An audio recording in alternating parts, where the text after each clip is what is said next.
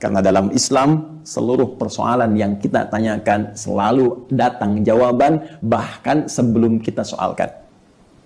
Ayo, kita lacak kaidah istiqamah. Ya, sudah saya tuliskan. Kaidah istiqamah amalan pasca Ramadan diisyaratkan dengan latihan amal yang disebutkan dalam hadis riwayat Muslim. Nomor hadis 1162. Rawinya sahabat Abu Ayyub Al-Ansari, ya. Abu Ayyub Al-Ansari. Di sini ada isyarat dari Nabi sallallahu alaihi wasallam latihan amal pasca Ramadan yang dengan amalan itu bahkan ada isyarat dari sisi pahala pun dinilai seperti orang yang puasa selama setahun. Dan kita akan lihat esensi dari kalimat itu apa. Yuk kita catat bunyi hadisnya. Man shoma Ramadana, menggunakan man shoma Ramadana. Saya tuliskan mannya saja dulu. Siapapun, ini sekali lagi bentuknya personal, singular, tapi sifatnya berupa umum, universal. Artinya ajakan ini ditujukan pada setiap personal kita, lelaki, perempuan, tua, muda, besar, kecil, sepanjang dia baligh dan muslim, berakal. Perhatikan sini. Umum sifatnya siapapun yang mau. Ya. Shoma Ramadana, yang telah menuntaskan puasa Ramadannya telah selesai. Thumma atba'ahu sittan min Syawal. Ya. Thumma, kemudian atba'ahu sittan min Syawal. Allahu akbar. Sittan min Syawal. Kemudian ia lanjutkan dengan menunaikan puasa 6 hari. 6 waktu, sittan. Min Syawal, dari bulan Syawal. Bulan ke-10. Ya, Ramadan tuntas. Lalu ada latihan amal lagi. Dan ternyata latihan amal ini, itu didesain langsung. Disampaikan oleh Rasulullah SAW untuk melatih sifat istiqamah kita pasca Ramadan. Supaya diteruskan setelah Ramadan. Apa amalannya? Ya, kata Nabi, teruskan puasa. Atba'ahu, dia lanjutkan puasanya 6 hari. Pasca Ramadan, yaitu di bulan Syawal. Allahu Akbar. Apa jaminannya? Karena kasiyamid dahri. Kalau dia bisa lakukan itu, maka seakan-akan ia telah menuntaskan puasa sepanjang tahun. Menarik sekali ini. Ini senilai dengan puasa sepanjang tahun. Tuh. Secara singkat, selama setahun. Ya. Yuk, kita bagi dua analisisnya ya. Kita bagi dua. Satu, dari segi tinjauan pahala. Yang kedua, dari segi esensi puasa itu sendiri. Fokus.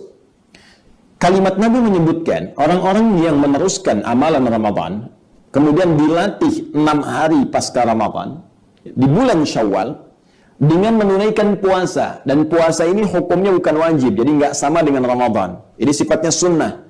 Ditawarannya terbuka, Anda mau kerjakan silahkan, tidak pun tidak berdosa. Baik, tapi kalau Anda bisa kerjakan ini, pertama kata Nabi, nilainya itu sama dengan setahun puasa penuh. Kasiyamud dahri, seperti sepanjang tahun. Jadi dari Ramadan selesai, kita cuma puasa 6 hari, itu nilainya 11 bulan itu seperti puasa, sampai ketemu Ramadan lagi. Dan kalau ini jadi kebiasaan, setiap selesai Ramadan, 6 hari Syawal, 6 hari Syawal, itu seakan-akan seumur hidup dia puasa. Setiap waktu dia puasa. Sekarang kita lihat dari ukuran pahalanya. Ada yang menghitung begini, ya, di antara kejeniusan para ulama. Kalau kita puasa, kita contohkan, ya, tahun ini ya, kan 30 hari ya. 30 hari. Sekarang dari segi tinjauan pahala. Ya. Puasa, siam, termasuk perbuatan hasanah. Hasanah. Ya. Hasanah itu setiap perbuatan yang punya nilai pahalanya. Perbuatan baik yang punya nilai pahala. Karena itu sholat pun disebut hasanah. Ya, Quran surah 11 ayat 114. Aqimis sholata tarafain nahar wa zulafan minal lail innal hasanat. Tuh, sholat disebut dengan hasanah. Puasa juga masuk hasanah. Karena kalau ditunaikan dengan benar, ada nilai pahalanya. Kaidah pahala itu diisyaratkan di Quran surah ke-6 Al-An'am ayat 160. Minimalnya sekali hasanah, satu perbuatan baik yang punya nilai pahala itu poinnya 10. Yuk kita baca ayatnya. Man jaa bil hasanati. Siapa yang mengerjakan satu perbuatan baik yang punya nilai pahala, falahu asyru amthaliha, maka dia punya nilai 10 kali nilainya. 10. Jadi kalau kita ambil 30 hari saya puasa, ambil batas minimal kali 10. Jadi berapa? 300 kali ya, 300 nilainya. 30 kali 10, 300. Baik. Fokus. Sekarang saya tambah dengan 6 hari. Ya kan? Berarti kita masukkan 6 dikali 10 juga rumus yang tadi. Ya kan? Sehari dapat 10, hari kedua dapat 10. Ingat-ingat 10-nya bukan ngitung begini, 1, 2, 3, 4 terlalu kecil. Kalau ngitung pahala, ukurannya nanti akan sangat berbeda. Di hadis Muslim saja, baru datang nyampe masjid, belum ngapa-ngapain, sudah 25 kebaikan. Satu kedua 500 tahun, dua ketiga 500 tahun, tiga keempat 500 tahun, demikian seterusnya. Kembali ke sini, saya tunaikan 6, insya Allah 6 hari Syawal. Kalikan 10 yang dasar, 6 kali 10, 60 kan? Kalau kita jumlahkan yang ini, 30 hari Ramadan tuntas, kali 10 300, tambah 6 hari Syawal, kali 10 60. 300 tambah 60, berapa? 360. Saya mau tanya, setahun itu berapa hari? Hah? Hitungan Hijriah, jangan pakai Masehi.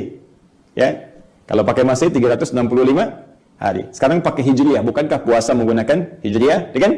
Baik, bukankah setahun itu 354 hari kurang lebih? Ya kan? Kalau kita bulatkan, ambil tengah-tengahnya antara Masehi dengan Hijriah, maka ketemu ini yang tengah-tengah, 360. Ini yang diisyaratkan dari hadis Nabi dari sisi timbangan pahala. Orang yang puasa Ramadan 30 hari itu ditambah dengan Syawal 6 hari itu, teman-teman sekalian, seakan-akan dia berpuasa sepanjang tahun. Dari segi tinjauan pahala, dia punya pahala setahun full. 300 tambah 60, 360. Jelas? Belum selesai. Yang kedua, kita bicara esensi. Bukankah esensi puasa menjaga kita dari perbuatan maksiat? Meningkatkan takwa kita kepada Allah Subhanahu wa Ta'ala? Ya kan? Masih ingat tinjauan kita di pertemuan yang lalu? Inti puasa melahirkan nilai takwa. Takwa secara singkat adalah kemampuan untuk meningkatkan ibadah kita kepada Allah, sekaligus ya dorongan kita untuk menjauhkan dari perbuatan maksiat. Menjalankan perintah Allah, menjauhi larangannya, terkumpul pada nilai-nilai kebaikan. Itu esensinya. Nah sekarang ada orang latihan puasa 30 hari, diteruskan 6 hari, ditinjau tadi digabungkan jadi 360 hari. Dari tinjauan pahala seakan-akan ada korelasi menunjukkan kepada kita kalau orang bisa dengan ringan menunaikan puasa Syawal selama 6 hari ini, maka dia akan mendapatkan esensi puasa tertanam dalam jiwanya sehingga mampu menjaga diri selama sepanjang tahun sebelum bertemu Ramadan selanjutnya kalau ia hidup.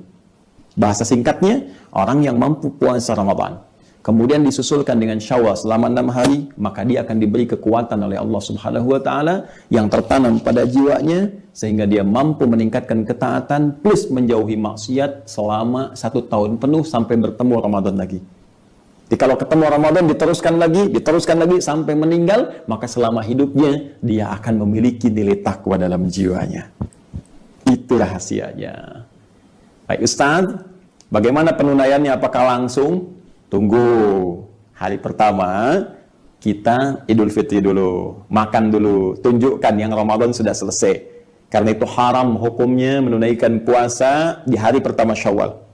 Awas, semangat itu penting, tapi ilmu itu juga jauh lebih penting. Jangan karena keinginan kita kuat, menjadi ingin terlampau soleh, jadi salah tempat.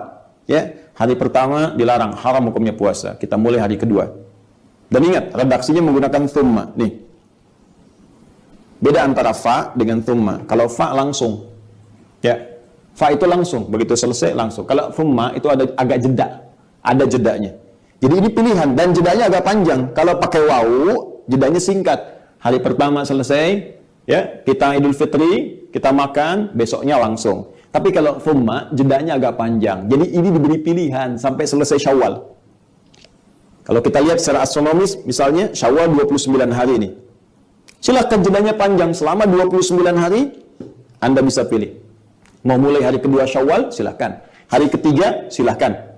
Ya, dan ada min, tab'id, ya, mengambil sebagian.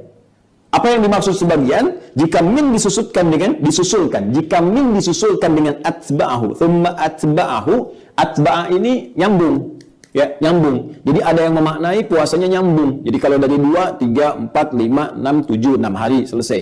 Tapi karena ada huruf min, nggak bisa dimaknai langsung seperti itu. Artinya apa? Silahkan, yang penting bersambung dari Ramadan itu, disela dulu oleh Idul Fitri, silahkan teruskan puasa Syawalnya. Sambungkan dari Ramadan ke Syawal dengan jeda Idul Fitri. Cuma untuk menunaikannya, silahkan cari waktu-waktu strategis dari 29 ini, tidak harus berurutan. Kalau mau berurutan, mampu, silahkan. Kalau tidak, nggak ada masalah. Misal hari kedua puasa, hari ketiga berhenti dulu. Karena ada orang berkunjung, ya, ngajak makan dan sebagainya. Walaupun sebetulnya situasi sekarang ini lebih enak, ya, karena memang kondisi sangat terbatas, jadi kita bisa maksimal ibadah, lanjut ke Syawal, Masya Allah. Ya, kalau ada kondisi tertentu, sakit atau harus buka, nggak ada masalah.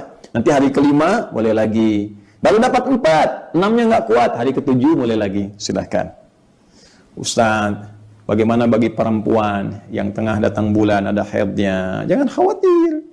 Jangan khawatir, Allah berikan keutamaan yang sama. Qadha dulu. Ya, qadha dulu. Qadha dulu yang saat Ramadan ada akhwat kita yang diberikan rukhsah oleh Allah melalui haidnya. Maka berlaku hukum Al-Baqarah 184. Ya, fa'iddatum min ayyamin ukhar. Qadha di hari yang lain. Maka segerakan qadha dulu karena sifatnya wajib. Tunaikan dulu yang wajib. Kemudian tanamkan keinginan untuk mengerjakan yang Syawal ini. Begitu Anda dapatkan waktunya, selesai qadanya, maka segera susulkan dengan Syawalnya. Tapi kalau nggak sempat Ustaz, waktunya habis bagaimana? Niatkan dengan qadanya, tanamkan keinginan kuat untuk mengerjakan Syawalnya. Insya Allah dengan itu mendapatkan bagian dari puasa Syawalnya. Sungguh Allah melihat pada kesungguhan hati kita, bukan sekedar pada amalan yang kita tampakkan. Paham? Baik, jadi dari sini kita bisa simpulkan bahwa ada amalan pasca Ramadan yang akan sangat menentukan kualitas puasa kita bahkan sampai 1 tahun ke depan, sampai bertemu Ramadan lagi, kalau memang itu diizinkan oleh Allah Subhanahu wa Ta'ala. Amalan itu selain dilatih lewat sholat Idul Fitri, amalan berbagi, juga puasa 6 hari di bulan Syawal yang hakikatnya sebagai latihan konsistensi.